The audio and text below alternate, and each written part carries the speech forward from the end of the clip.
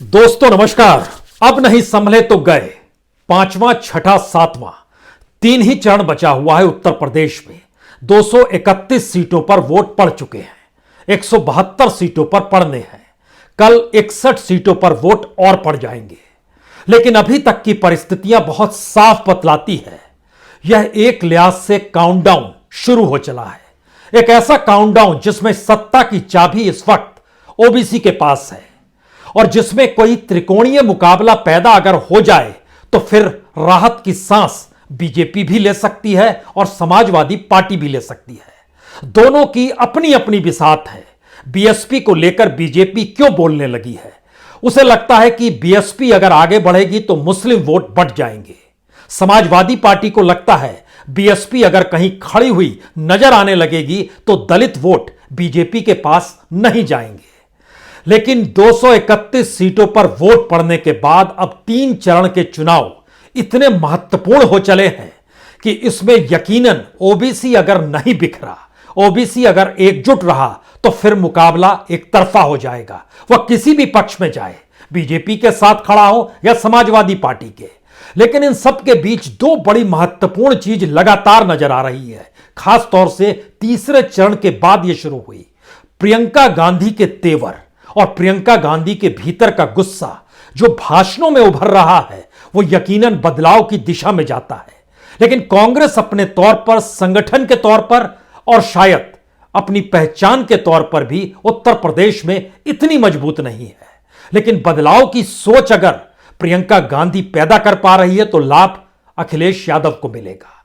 और जो साइलेंट की स्थिति लगातार बीएसपी के साथ थी, बीजेपी यह मानकर चलती रही कि लाभ उसे ही मिलेगा, वो वोट उसी के पास खिसक कर आएगा। लेकिन कहीं ना कहीं वहां पर भी बीते 4 चरणों में वोटों का बिखराव नजर आया है। बीजेपी के भीतर उनके अपने कार्यकर्ताओं तक में एक उदासीनता है। लेकिन बदलाव की बयार में समाजवादी पार्टी या उनके जो समर्थित दल हैं उनके कार्यकर्ताओं में जबरदस्त उत्साह है। यह सारी परिस्थितियों के बीच कल 5वें चरण का वोट पड़ना है।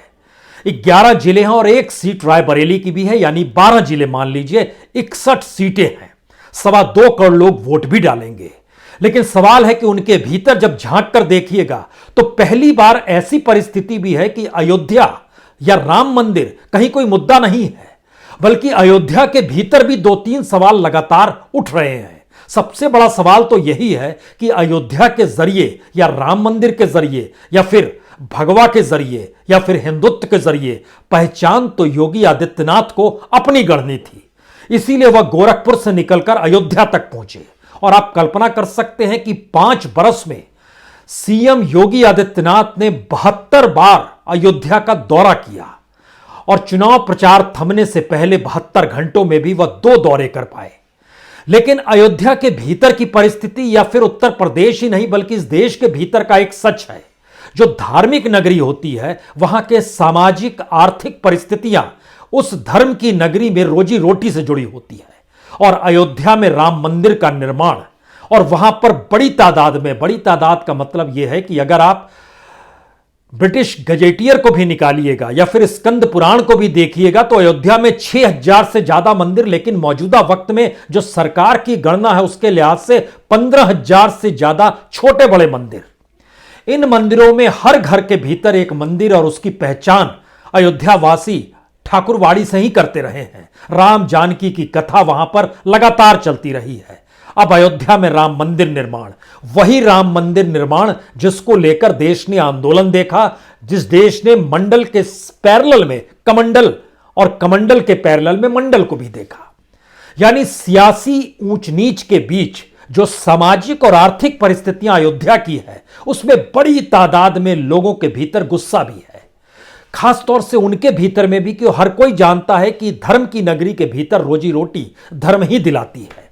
और शायद इसीलिए हमारी टीम जब उस पर काम कर रही थी तो उसने अयोध्या की परिस्थितियों में जिन चीजों को टटोला उसमें वहां का व्यापारी भी नाराज नजर आता है, वहां पर ब्राह्मण भी परेशान है और मुस्लिम यादव तो साथ है नहीं। तो और अयोध्या से खुद को योगी आदित्यनाथ जोड़ना चाहते थे, लेकिन उनकी उस तमाम धारणाओं को बीजेपी या दिल्ली के आला कमान ने खारिज कर दिया, दोबारा गोरखपुर भेज दिया। भगवा के समानांतर उन्होंने अपने तौर पर ठाकुर के तौर पर खुद को खड़ा कर लिया। ये सारी परिस्थितियों में ये जो पांचवां, छठा, सातवां राउंड है, शायद योगी आदित्यनाथ की अपनी साख, प्रधानमंत्री मोदी का अपना चमत्कार और अयोध्या राम मंदिर को लेकर बीजेपी आरएसएस की मुद्दों को बनाने की सोच, कहीं ये तीनों स्थितियां धूमिल ना पड़ जाए। बीजेपी के भीतर इस बात को लेकर बड़ी बेचैनी है। इस बेचैनी के अंश में हमको लगता है कि सबसे पहले अयोध्या को इसलिए टटोलिए क्योंकि एक दायरे में 15,000 से अधिक राम मंदिरों के पुजारी, उनसे जुड़े हुए लाख लोगों से ज्यादा जो दुकानदार हैं, जो घरों में रहते हैं, उनके सामने एक मुश्किल है। और अगर आप ध्यान दीजिएगा तो कई राजाएं आए, कई रियासतें आई, कई जातियों के मंदिर हैं। उस दौर में जिस तरीके से अब वहां पर जर्जर मकानों को, भवनों को, मंदिरों को गिराने का काम, मरम्मत का काम, इसको जब शामिल किया जा रहा है तो कई सवाल निकल कर आ रहे हैं कि रोजी रोटी और रोजगार का क्या होगा। हालांकि बीजेपी अपने तौर पर कहती है, और शायद जो अयोध्या राम मंदिर से जुड़े हुए हैं वह भी कहते हैं कि बड़ी तादाद में मुआवजा दिया गया, इतना मुआवजा दे दिया गया कि जिनका पक्का मकान था वह भी चाहते थे इस मकान को गिरा दें। ऐसी स्थिति है नहीं, ना कागज पे है ना फिर जमीन पर है। यह दरअसल दिमाग में रेंगती हुई परिस्थितियां हैं। और अब जब सुप्रीम कोर्ट के फैसले के बाद राम मंदिर बन रहा है तो अयोध्या के भीतर सवाल जिंदगी की रोजी रोटी से जाकर जुड़ गया है। और यह सवाल शायद बीजेपी के लिए बेचैनी पैदा करने वाला है। यानी जो एक मुद्दा आरएसएस और बीजेपी का रहा वह अब जिंदगी की हकीकत से जुड़ गया। यही सवाल है कि क्या वाकई अगले 3 चरणों में त्रिकोणीय मुकाबले की स्थिति आएगी या नहीं आएगी। क्योंकि अगर सीधा मुकाबला जो अभी तक देखा जा रहा था उसमें जीत के लिए कम से कम 40% वोट तो चाहिए ही, लेकिन जैसे ही आप त्रिकोणीय मुकाबले में फंसते हैं और त्रिकोणीय मामला उभरता है तो जीतने वाले का काम 32 से 35% में चल जाता है। चौकोणीय मुकाबला होगा तो हम लोगों ने उत्तर प्रदेश में देखा है 25% से भी काम चल जाता था। लेकिन इस बार पहले 4 चरणों में जब ऐसा नहीं है तो आने वाले 3 चरणों में क्या होने वाला है, यह शायद बीजेपी के लिए एक अल्टीमेटम है, एक ऐसे खतरे की घंटी है जिसमें क्या वो वाकई अपनी पुरानी परिस्थितियों को इस दौर में किसी आंधी की तरह जीतती जा सकती है। 2017 को 2022 रिपीट कर पाएगा इन इलाकों में? असंभव सी बात है, क्योंकि 172 में से तकरीबन 125 सीट बीजेपी के पास थी। और यह कल्पना के परे है कि क्या 125 सीट इस दौर में वह जीत सकती हैं? असंभव बात है, क्योंकि अपना दल की नेता का भी जब हेलीकॉप्टर मंडराता है और नीचे देखती हैं खाली कुर्सियां पड़ी हुई हैं, जो कि अपने तौर पर 2017 में बीजेपी के साथ खड़े होकर बड़ी मजबूत नजर आ रही थी, वह भी हेलीकॉप्टर वापस ले जाती हैं, तो ग्राउंड जीरो की स्थिति लोगों के भीतर गुस्से और लोगों के भीतर सवालों का जवाब दे पाने की स्थिति में अगर सत्ता नहीं होगी तो फिर सोचिए कौन सी स्थिति बन सकती है। क्योंकि अब अमेठी में, अयोध्या में, बहराइच में, बाराबंकी में, चित्रकूट में, गोंडा में, कौशाम्बी में, प्रयागराज में, श्रावस्ती में, सुल्तानपुर में, प्रतापगढ़ में, इन जगहों पर वोटिंग होनी है। अयोध्या अपने आप में एक मुद्दा रहा है जो अब एक कॉन्स्टिट्यूंसी में तब्दील हो गया है। अब वो उत्तर प्रदेश को प्रभावित करने वाला मुद्दा कतई नहीं है। यानी उत्तर प्रदेश का वोटर सांप्रदायिक लीक से या हिंदू मुस्लिम के टकराव में वोटों के ध्रुवीकरण से आगे निकल चुका है, तो इन इलाकों में अब इसका प्रभाव नहीं होगा। बीएसपी और समाजवादी पार्टी जो मुस्लिमों के वोट को बांटती थी, वह मुसलमानों ने गांठ अगर बांध ली है, जो पहले 4 चरणों में नजर आया, इन 3 चरणों में भी गांठ बंधी हुई है, तो फिर बीजेपी के सामने बेचैनी है कि वह एकजुटता के साथ खड़े होंगे, साथ में यादव खड़े होंगे, साथ में राजभर खड़े हुए हैं वहां पर। यह सारी परिस्थितियां बतलाती हैं कि कहीं ना कहीं किसी ना किसी रूप में ओबीसी की चाबी लिए हुए अपना दल हो, या संजय निषाद को साथ बीजेपी रखे हो, या फिर वो मानकर चल रही हो कि प्रधानमंत्री को भी हमने ओबीसी बनाया था तो अब ओबीसी उनके साथ ही आएगा। अब यह सवाल 2017 में चल सकता था, 2022 में नहीं चल पा रहा है। तो आने वाले 3 चरणों में भी बड़ी मुसीबत बीजेपी के सामने आ सकती है। यह आने का सिलसिला इसलिए भी बड़ा महत्वपूर्ण है क्योंकि 2-3 चीज और नजर आई कि क्या वाकई राशन ने प्रभावित किया है। इन इलाकों में गरीबी है, खास तौर से जब आप एक लाइन से चलिए बहराइच, बाराबंकी, चित्रकूट, गोंडा, कौशाम्बी, श्रावस्ती, सुल्तानपुर, इन इलाकों में जब आप जाएंगे, प्रतापगढ़, यानी अयोध्या के मुद्दे को छोड़ दीजिए, अमेठी की परिस्थितियों को थोड़ी देर के छोड़ दीजिए और प्रयागराज यानी इलाहाबाद की परिस्थिति को छोड़ दीजिए, तो बाकी जो 8 जिले हैं इन जगहों पर गरीबी और लाभार्थी का लाभ बीजेपी को जो लग रहा है कि हमें मिल जाएगा, कुछ जगहों से कुछ सवाल कुछ संवाददाताओं ने उठाए, बड़े महत्वपूर्ण सवाल हैं। उनका कहना है कि कुछ लोगों ने नमक नहीं खाया जो फ्री में मिल रहा था कि हमको नमक चुकाना पड़ जाएगा।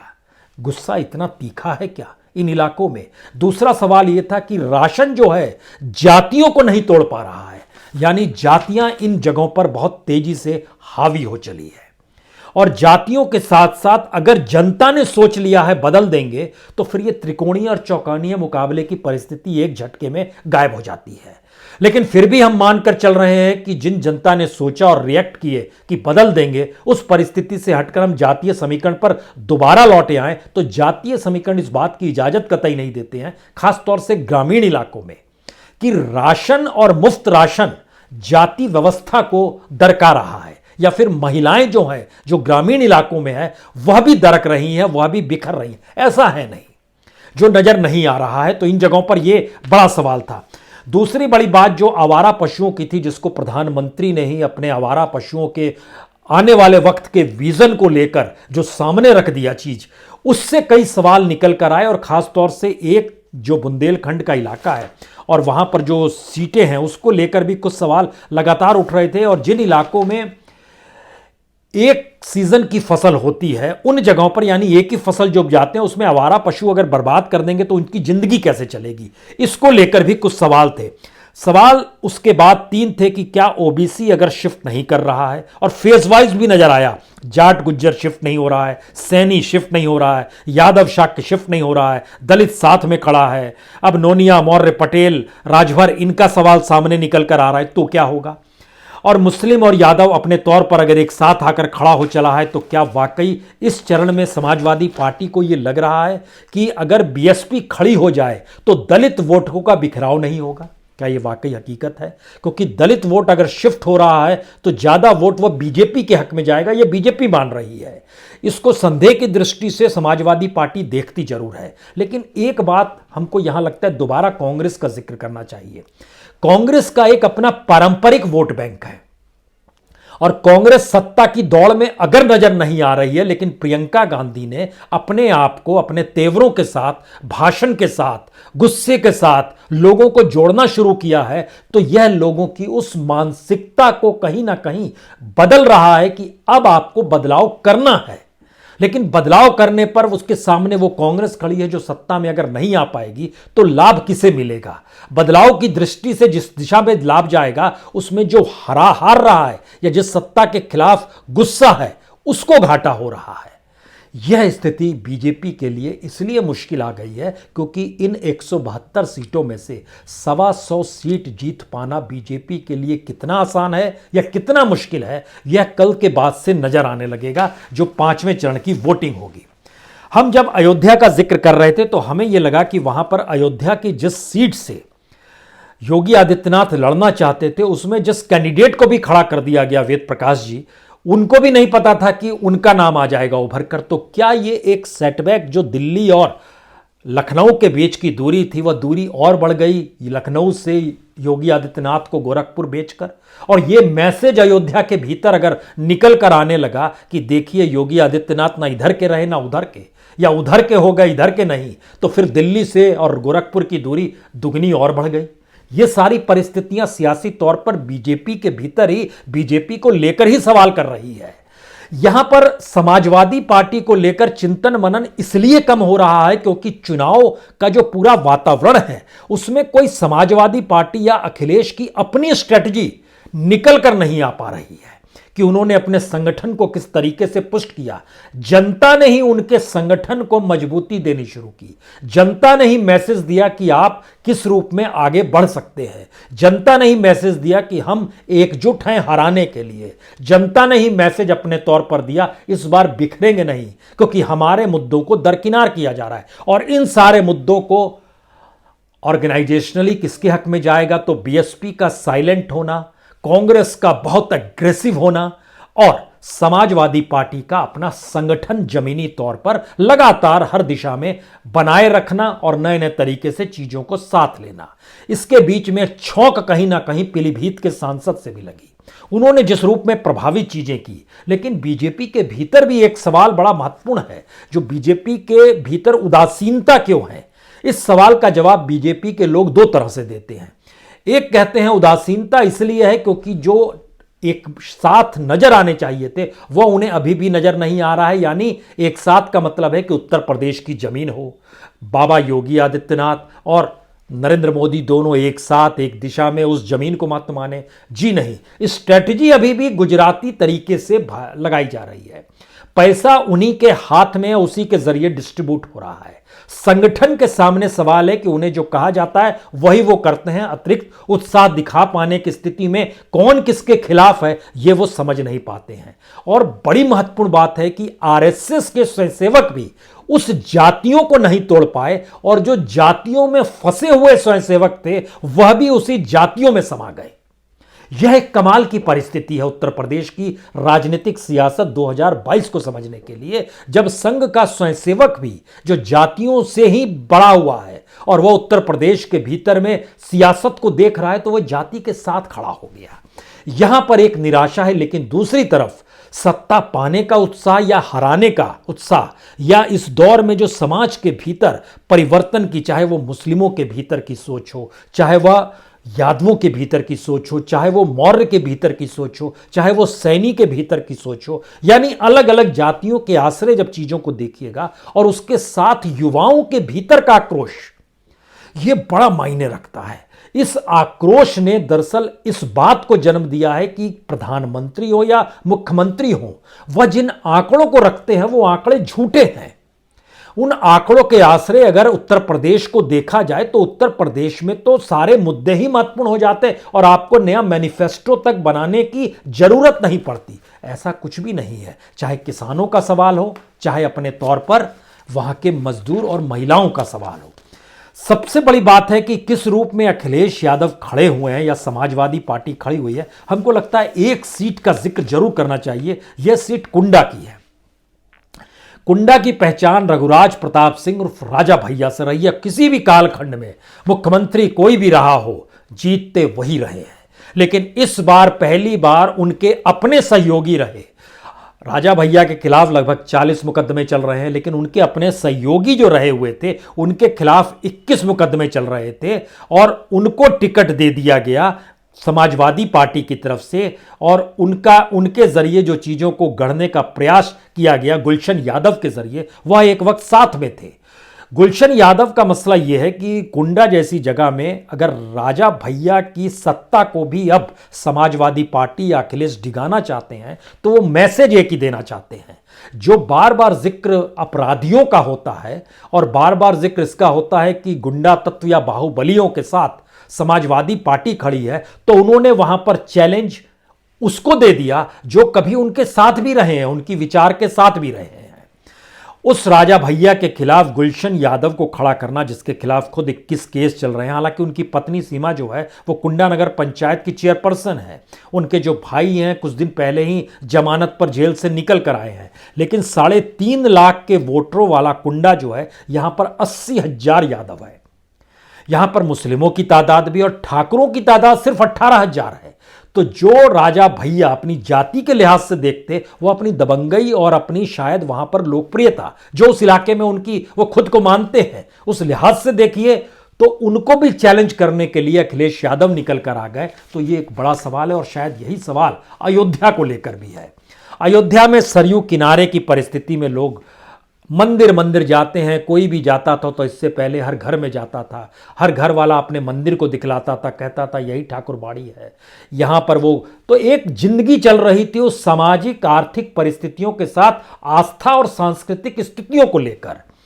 राम मंदिर निर्माण और उसके साथ बाईपास बनाएंगे, इतने मकानों को गिराएंगे, उसकी लिस्ट भी हमारे रिसर्च टीम ने तैयार की। उन्होंने बोला कि 180 जर्जर भवन गिराने का नोटिस दिया गया है जो वो बनाने की स्थिति में, और 175 मंदिर भी उसके दायरे में आते हैं। अगर ये सभी टूट जाएंगे, इससे पहले जो अयोध्या से शहादतगंज तक सड़क के चौड़ीकरण का निर्माण का जो कार्य था उसमें 5 दुकान और मकान थे, लगभग 9,800 दुकानदार और उनके किराएदार जुड़े हुए थे। ये सारी परिस्थितियां बतलाती हैं कि वह सामाजिक, सांस्कृतिक, आर्थिक, सामाजिक परिस्थिति सभी चकनाचूर हो रही है इन इलाकों में, और सवाल जिंदगी को जीने का निकल कर आया है।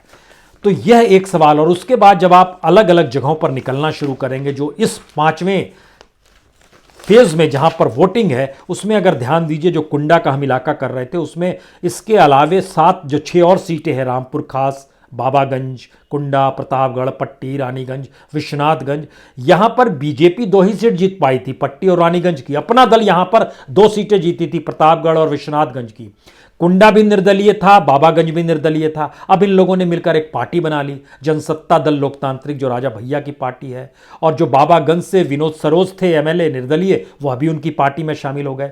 तो इस इलाके के भीतर अगर समाजवादी पार्टी की मौजूदगी नहीं थी 2017 में, लेकिन 2012 में वो 4 सीट जरूर जीती थी, रानीगंज की, पट्टी की, प्रतापगढ़ की, विश्वनाथगंज की। लेकिन नई परिस्थिति यह है कि यहां पर जातीय समीकरण बड़े मायने रख रहे हैं, ओबीसी बड़ा मायने रख रहा है। इसमें एक सीट का और जिक्र हमको करना चाहिए। यह सीट बड़ी महत्वपूर्ण इसलिए है क्योंकि यह इलाहाबाद की सीट है, और इलाहाबाद में भी इलाहाबाद पश्चिम की सीट है, सिद्धार्थनाथ सिंह। अब आप सोचिए, सिद्धार्थनाथ सिंह दिल्ली से गए और उनकी एक पहचान रही, और जिस लिहाज से उनको 80,000 वोट मिले, उनके खिलाफ ऋचा सिंह है। 2017 में इनको 60,000 वोट मिले थे। बीएसपी का भी उम्मीदवार था, उसको भी 40,000 वोट मिले थे। उस परिस्थिति में कोई चैलेंज नहीं था, लेकिन उस परिस्थिति में सिद्धार्थनाथ सिंह एक बड़े चेहरे के तौर पर थे। फिर भी ध्यान दीजिए, वोटिंग पैटर्न समझिए, तो 2022 में तो सीधे मुकाबले की स्थिति है। और इस सीट का जिक्र हम जानबूझ के कर रहे हैं आपके साथ। तो क्या सिद्धार्थ सिंह सरीखे चेहरे को भी चुनौती मिलने वाली है अपने इलाके में? और इसी लिहाज से जब आप प्रयागराज का अध्ययन करेंगे, तो जिस प्रयागराज पर 8 सीट 2017 में बीजेपी ने जीती, 1 सीट जो सोराओं की थी वह अपना दल ने जीती थी, बीएसपी प्रतापपुर और हंडिया को जीत पाई थी, समाजवादी पार्टी करछना को जीत पाई थी। यानी पूरे के पूरे जो इलाहाबाद शहर और उसके इर्द गिर्द का वातावरण बीजेपी का राज था। इस दौर में परिस्थितियां बदल रही हैं क्या? यह सवाल है। कल वोटिंग के बाद इसकी जानकारी मिलेगी। लेकिन बाकी जो इलाकों का हमको लगता है जिक्र करते हैं, उसमें एक जिक्र सिराथू का भी करना चाहिए, जहां केशव प्रसाद मौर्य चुनाव लड़ रहे हैं। वहां पर पल्लवी पटेल है, जो सहयोगी दल समाजवादी पार्टी की हैं, वो उनको उतारा गया है, अपना दल केस से जुड़ी हुई है। सवाल पहली बार यह है कि इन इलाकों की गरीबी, मुफलिसी, आर्थिक परिस्थिति, युवाओं की बेरोजगारी, किसानों के आवारा पशुओं से प्रभावित होना, इन सारी परिस्थितियों में और इन इलाकों में जब प्रियंका गांधी जिन सवालों को उठा रही है, वो सवाल लोगों के भीतर बड़ा गुस्सा भर रहे हैं। और एक नया सवाल निकल कर आ रहा है कि क्या वाकई इन परिस्थितियों को और जनता को एक ऐसी परिस्थिति में सत्ता ने लाकर खड़ा कर दिया है कि सत्ता को यह लगता रहा कि ये हमारे साथ नहीं आएंगे तो इनको लाभ नहीं मिलेगा। इसीलिए मौजूदा वक्त के मुद्दों को अखिलेश यादव इसलिए नहीं उठा पा रहे थे क्योंकि उन्होंने भी सत्ता भोगी है। Priyanka Gandhi bag and baggage से फ्री है, तो वह उन बातों को कह रही है जिस दिशा में बोलने से अखिलेश भी घबराते हैं और योगी आदित्यनाथ भी घबराते हैं और प्रधानमंत्री भी घबराते हैं।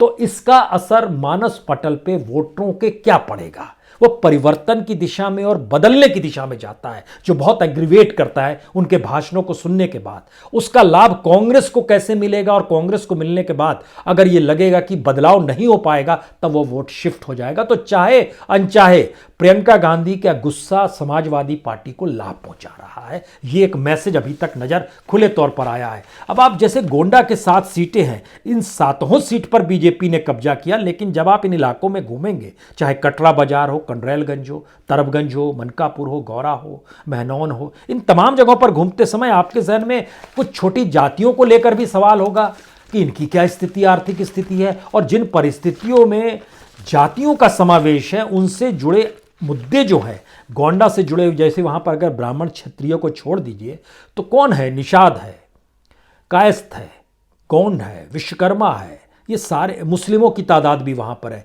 और जब आप इन इलाकों में देखेंगे तो जिन जातियों का यहां पर प्रभावित करने वाली स्थिति है, उसमें पटेल है, मौर्य है, निषाद है, विश्वकर्मा है। थोड़ी देर के लिए मुस्लिम और यादव को छोड़ दीजिए, ये सब हम लोग मान कर चलते। तो ओबीसी इस अगले 3 हिस्सों में, जिसकी शुरुआत कल से 5वें चरण से होने वाली है, सत्ता की चाबी उसी के पास है। और अगर बीजेपी 2017 को 2022 में इन 3 चरणों में नहीं दोहरा पाती है तो उसके लिए खतरे की घंटी बज चुकी है। और अगर वैसी परिस्थिति में वो लाकर खड़ा कर दे, जो बड़ा एक इम्पॉसिबल सी परिस्थिति है, क्योंकि जो मिजाज चलते चला आ रहा है उस मिजाज के भीतर के दायरे में इतनी जकड़न है सत्ता को लेकर और इतने सवाल हैं कि अपने तौर पर बीजेपी मान रही है कि हमारे पास 313 विधायक थे, हम 100 विधायक कम भी कर दें तो भी तो हम 213 पर आ जाते हैं, और सत्ता जाने के लिए तो 202 एमएलए चाहिए। बीजेपी का यह भी आकलन है। लेकिन जब phase by phase, constituency wise constituency, district wise district परिस्थितियों में मुद्दों को चेंज करने की स्थिति में बीजेपी भी है और समाजवादी पार्टी भी है, बीएसपी की मौजूदगी भी है, कांग्रेस का आक्रोश भी है, वह जब चेंज हो रहा है धीरे धीरे, तो इसका मतलब है कि एक धारा नहीं है बल्कि हर धारा में नई परिस्थितियों का सामना हर पॉलिटिकल पार्टी को करना है। इसीलिए कल का जो आकलन होगा बड़ा रोचक होगा, क्योंकि यह पैटर्न एक लिहाज से तय कर देगा कि किस दिशा में चीजें जा रही है, क्योंकि इसके बाद 292 सीटें कल पूरी हो जाएंगी। तो कल एनालिसिस इसी पर किया जाएगा उस वोटिंग पैटर्न को देखकर। बहुत बहुत शुक्रिया, बहुत बहुत शुक्रिया।